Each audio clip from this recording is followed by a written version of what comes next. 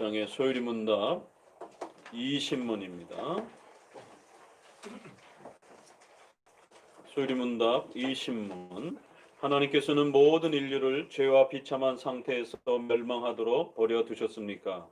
하나님께서는 자신의 기쁘신 뜻을 따라 영원부터 어떤 사람들을 영생하도록 선택하셨으며 구원을 통해 선택한 자들을 죄와 비참에서 건져내어 구원에 이르게 하려고 은혜 언약을 맺으셨습니다.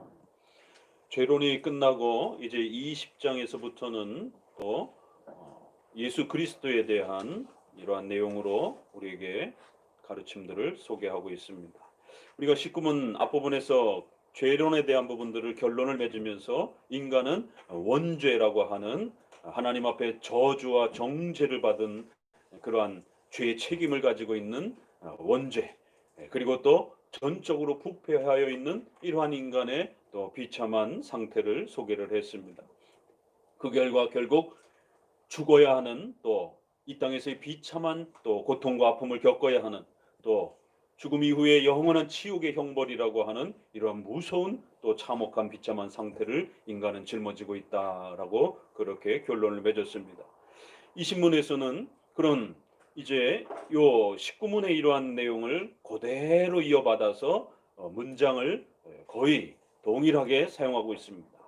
이렇게 소율이 문답은 논리적인 그 연결성을 잘 이어주기 위해서 쓸데없이 반복을 하는 것이 아니라 앞의 문장과 뒤의 문장이 인간론과 예수 그리스도에 대한 내용이 왜 연결되어야 하는지를 아주 논리적으로 그것을 연결해 주기 위해서 앞에 그러한 답이라든가 질문을 뒷문장에서 또 전체로 받든지 아니면 일부를 받든지 해서 논리적으로 잘 연결되도록 이렇게 또 소개하고 있습니다. 그리고 중요한 단어들은 또 반복해 가고 있습니다.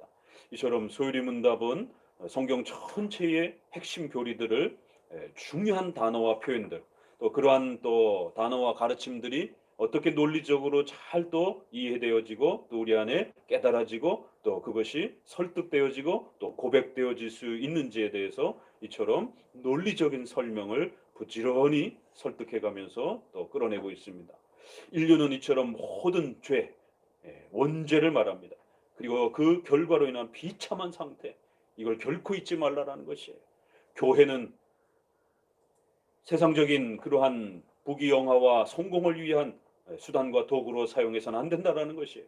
교회란 인간이 처한 이 죄와 비참함의 이 문제를 가르쳐주고 여기에서 구원받는 이 방법을 가르쳐주는 것이 교회라라고 말하고 있는 것입니다.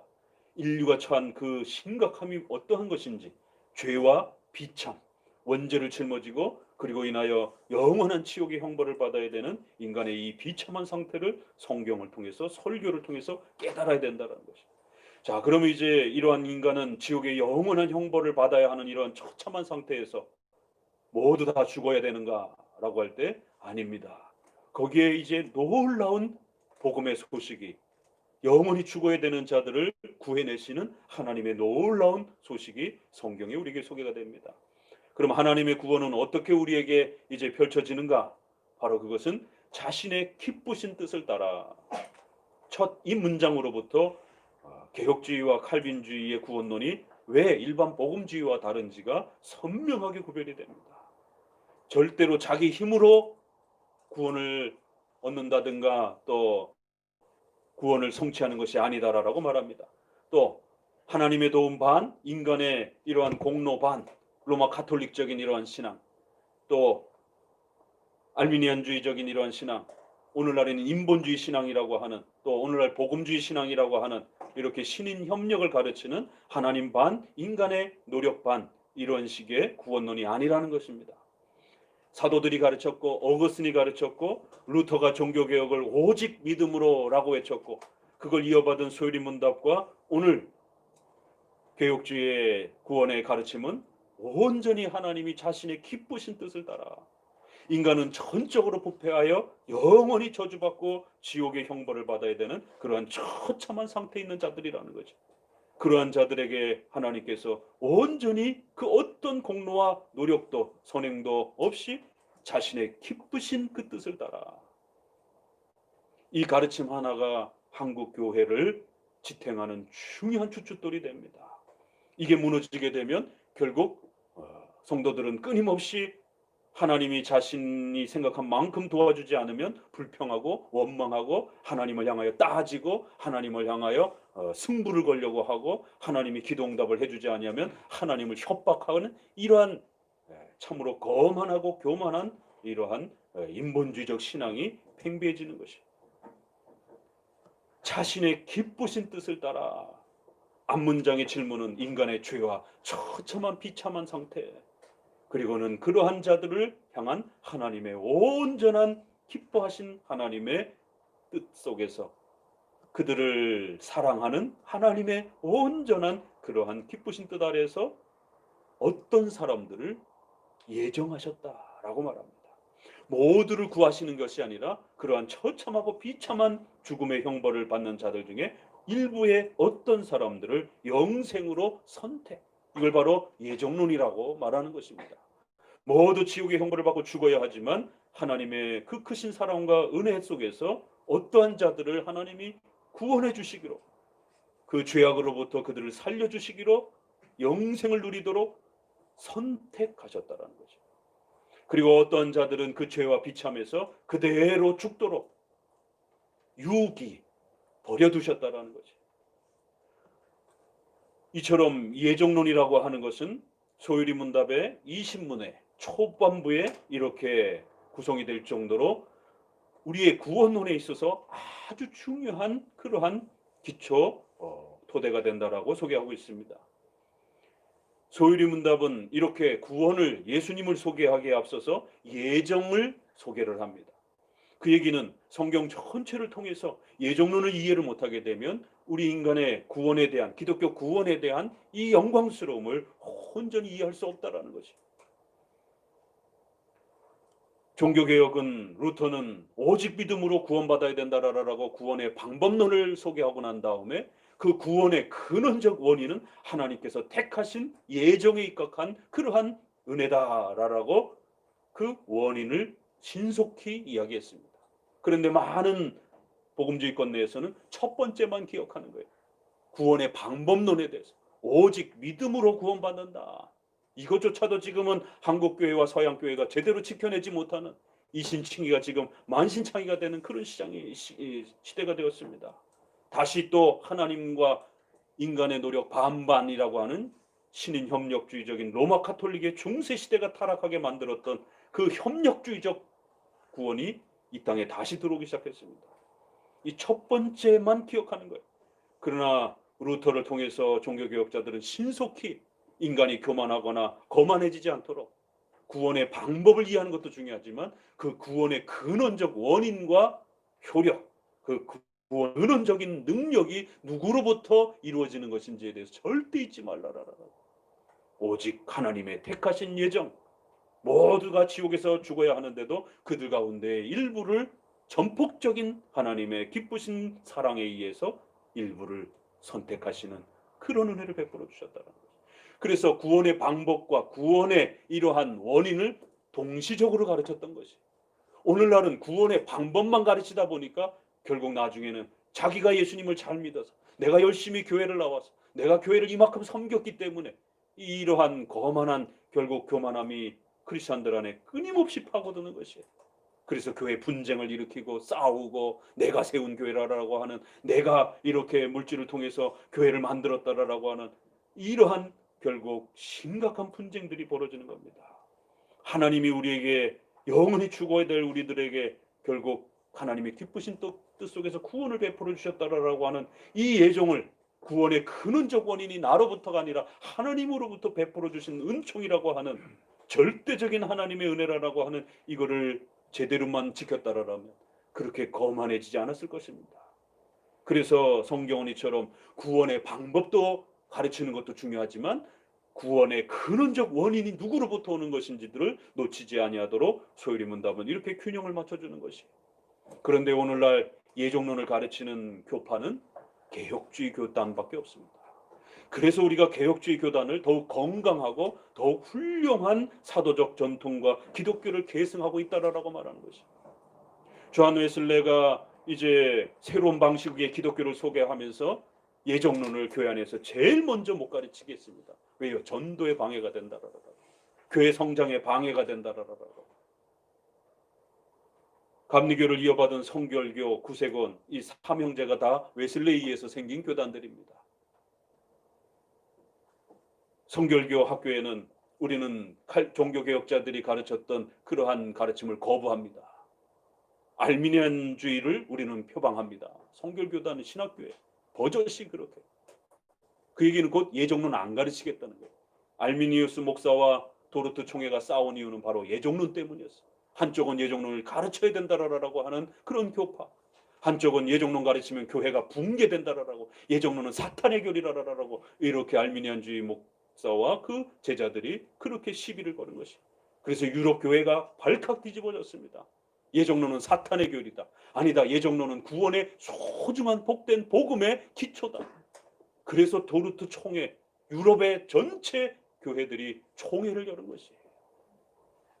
그래서 결국 다행히 군주가 장로교, 개혁주의 교회의 편을 들었기 때문에 결국 교회는 이러한 예정론을 반대하는 교리는 이단이라고 정죄를 했고, 그 군주에 의해서 알미니안주의 계열의 목회자들이 전부 다 추방을 당하는, 그래서 다시 개혁주의, 개혁파 장로교회가 복원되어지는 이런 교회사의 또 역사를 보게 됩니다. 왜 도대체 어떤 교파들은 예정론을 그토록 싫어하는가? 도대체 예정론이 뭘 잘못했다라고 예정론을 그렇게 교회에서 성도들로부터 빼앗으려고 하는가? 이처럼 교회 역사는 예정론을 가르치는 어거스틴, 또 루터, 칼빈, 웨스민스터, 한국의 박형룡 목사님을 이은 장로교만이 이 예정론을 철저히 가르쳐내고 있습니다. 대부분의 감리교라든가 성결교라든가 대부분의 복음주의 교회들은 예정론을 아주 싫어합니다. 적어도 감리교라든가 이런 다른 교파에서 30년, 40년 동안 신앙생활 하신 분 중에 예정론 교회 안에서 단 한 번이라도 들어본 분 있으면 한번 기억해 보세요. 없습니다. 그런데 슬픈 일은 오늘날 장로교회조차도 예정론을 버리기 시작했어요. 소유리문답을 안 가르치다 보니까, 하이델베르그 유리문답을 안 가르치다 보니까, 제네바 교리문답을 안 가르치다 보니까, 루터의 대소리문답을 성도들에게 읽혀주지 않다 보니까, 어거스틴의 교리문답을 읽혀주지 않다 보니까, 사도들의 그러한 디다케라든가 이러한 초대교대의 교리문답을 안 가르쳐주다 보니까 예정론이 우리 게 아닌 건 줄 아는 거예요. 예정론이 성경에 없는 줄 아는 것이.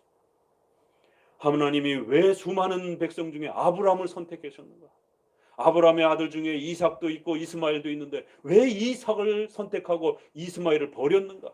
이삭의 아들 중에 쌍둥이로 태어났는데 야곱과 에서 중에 왜 똑같은 아브라함의 자손임에도 불구하고 야곱을 선택하고 동생인 야곱을 선택하고 장자권을 가지고 있는 첫째 아들을 버리는가?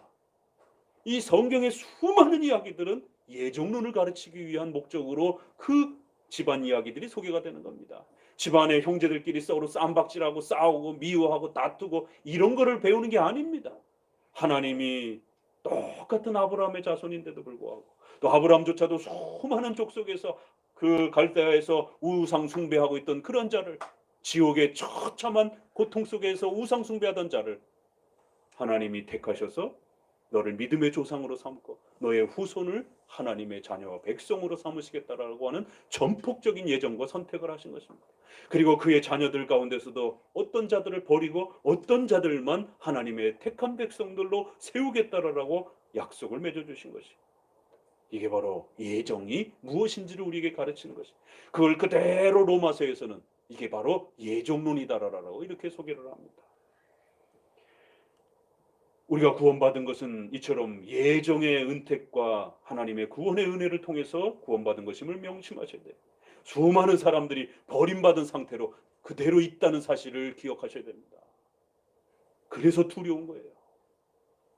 적어도 우리가 버림받은 자 편에 서 있지 않다라는 것을 깨닫는 순간 이 구원의 은혜가 얼마나 감격스러운 것인지.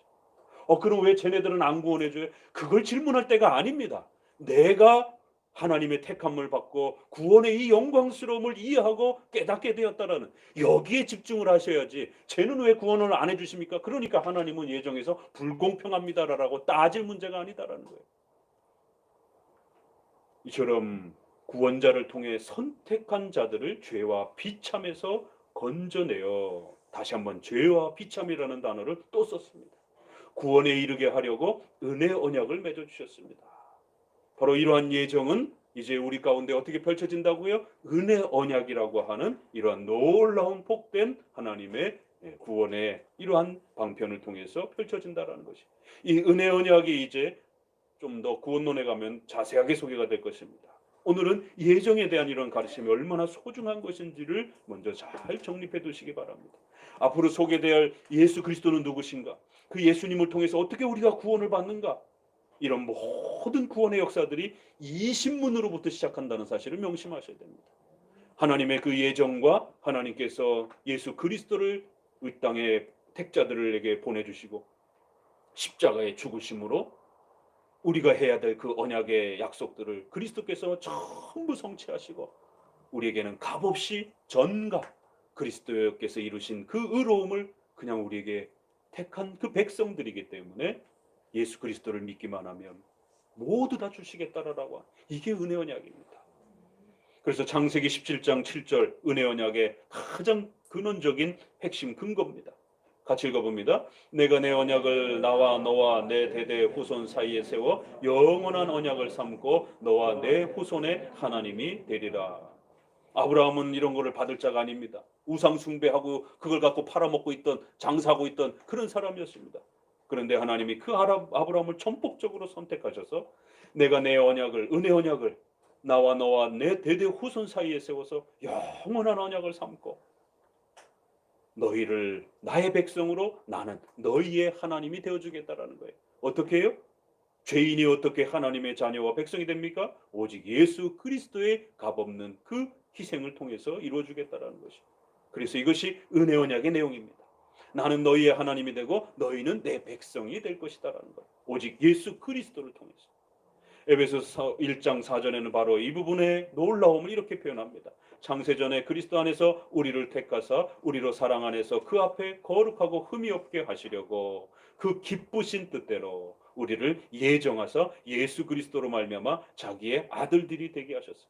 이 소요리 문답 1문을 이 에베소서가 그냥 그대로 다시 한번 좀 더 논리적으로 정리해 준 겁니다. 그 단어들이 그대로 거의 다 있습니다. 오늘 이 신문 이제부터 소개되어지는 예수 그리스도와 구원에 대한 이 복된 역사가 하나님의 택하신 예정이라고 하는 이 위대함 속에서 펼쳐지는 이 복된 하나님의 은혜 언약의 역사들을 또 함께 맛보시기를 주님의 말씀으로 권면해 드립니다.